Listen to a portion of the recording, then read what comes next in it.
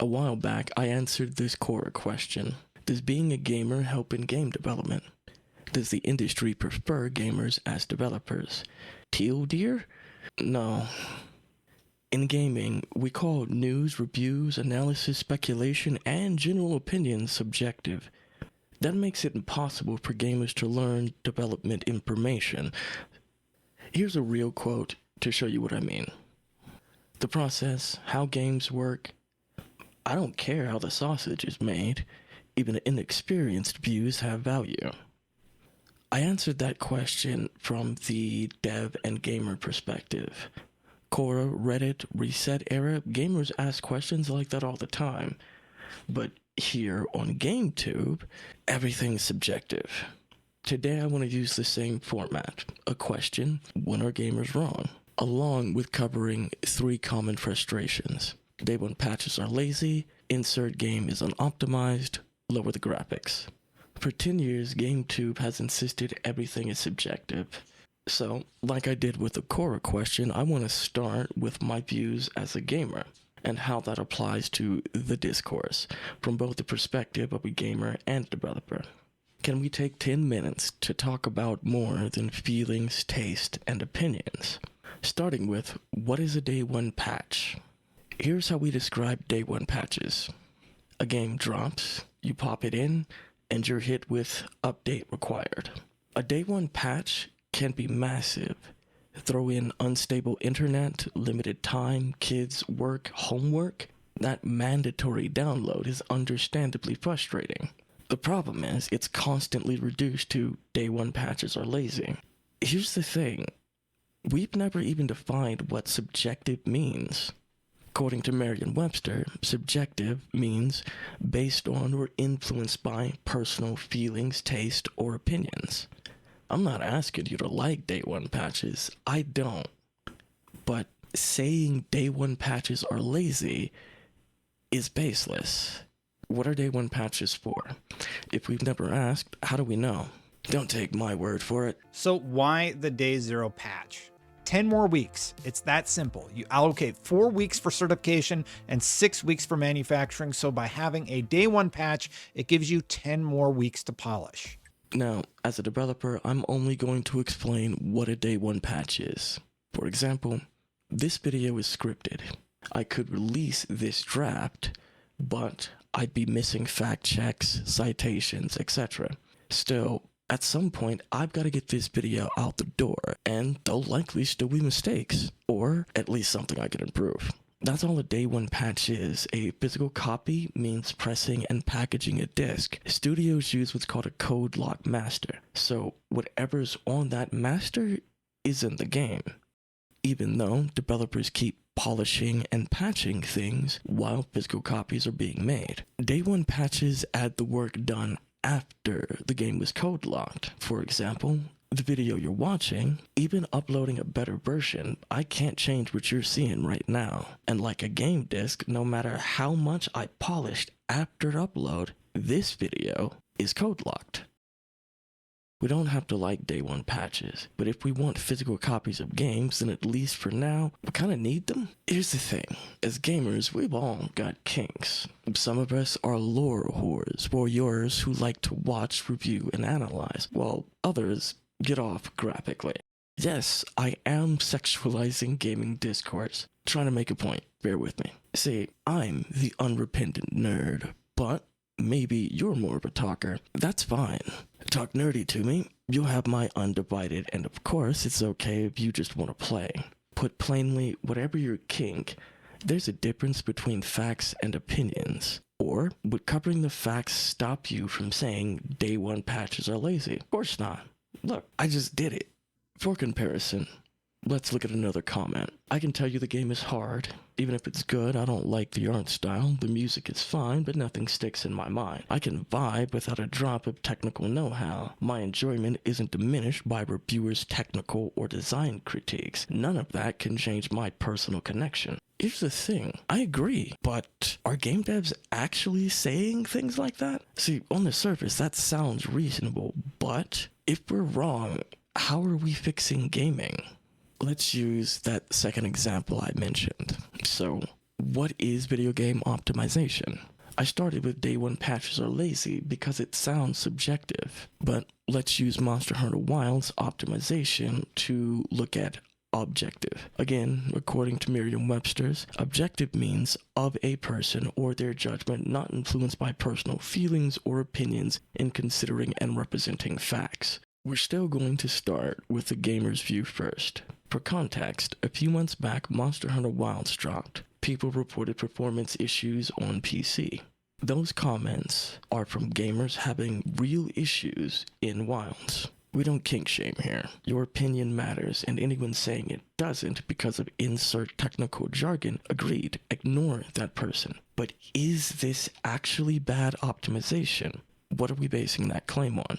On screen now are Steam specs for Wilds, and here's a split screen of my 2 playthroughs. My OP rig had issues in line with everyone else. Here's footage from my first playthrough. Slow load times, no textures. Yes, it is really annoying. I'm not excusing any of that. I'm asking if it's bad optimization or something else. This playthrough was on my hard drive. I then went back and checked the Steam specs. As you can see, it says SSD required. I'm not gonna act like everyone's got $20 to blow on an SSD, but here's the same section from my second playthrough. This is a massive, beautiful game. Wilds has no load times and streams models, textures, environments. Think everything, everywhere, all at once.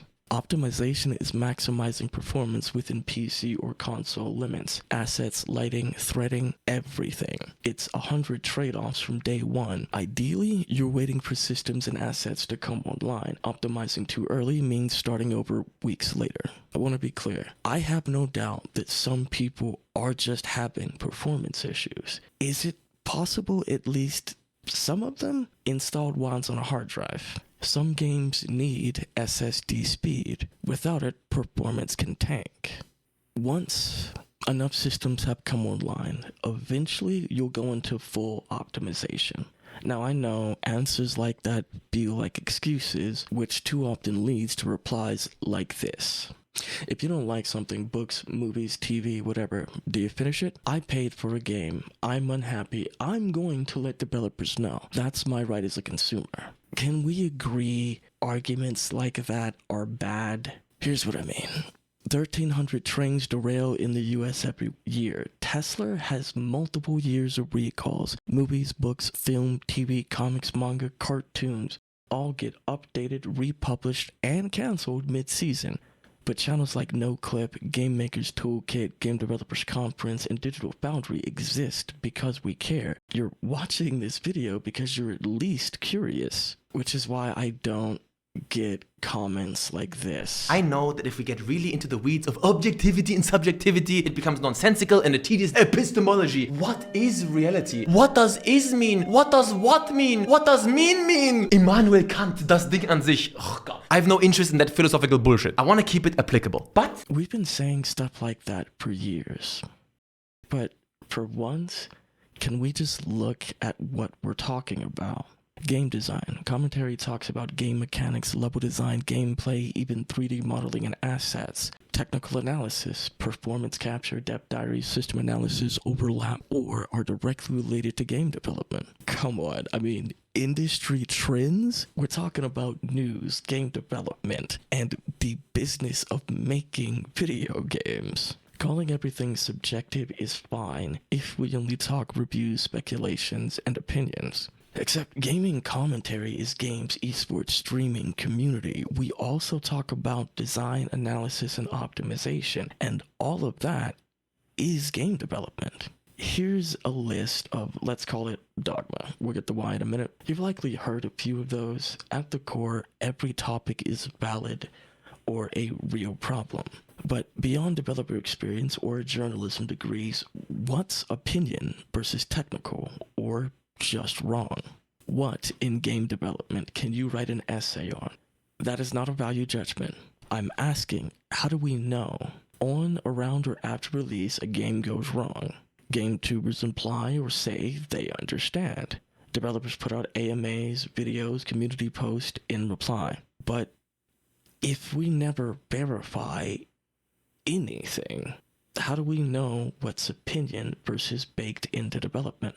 How do we know when gamers versus developers are wrong? If I'm right, that means we've repeated assumptions so long we believe them. Yeah, that's dogma. Consider how often we hear these poor replies. It's lazy, it's greedy, it's my opinion, it's bad management. In this case, that's gaming dogma. Game dev is interesting. Of course we talk about it. Devs can't always be right, but neither can we because everything can't be subjective opinion. Now, that said, you've likely noticed I haven't actually said gamers are wrong about anything.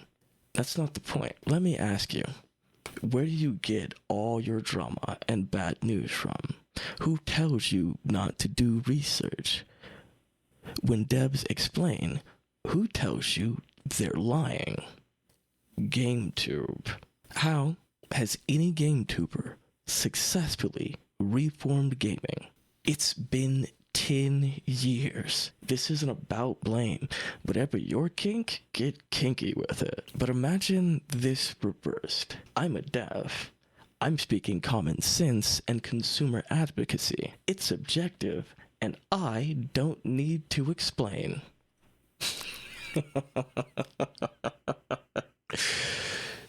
Bullshit. You would hang any developer if they ever gave you an answer like that. And I know this because we do it all the time. But if we reverse this, imagine gamers explaining how streaming works. I pop up and go, no, you're wrong. Except I haven't done that all video. Mark Darrett, Tim Kaine, David Jaffe all have channels. AMAs, developer directs. Developers aren't ignoring us. They're trying to communicate. So review, critique, criticize, and analyze. Take a game out back behind the tool shed and put the poor thing out of its misery. Outlets, influencers, dev, you or me, it shouldn't matter. Mistakes are fine as long as we're willing to admit we're making them. But developers correct GameTube all the time. So here's my final question. When was the last time you agreed with a developer? If we never consider the developer's perspective, that's subjective. Design, development, engineering, multiplayer, lighting, 3D modeling, music, VFX, cinematics. When was the last time a GameTuber was wrong? Because no developer knows everything. So how can we or the people we watch? Easy way to find out. Just ask. For the world must be free of bugs.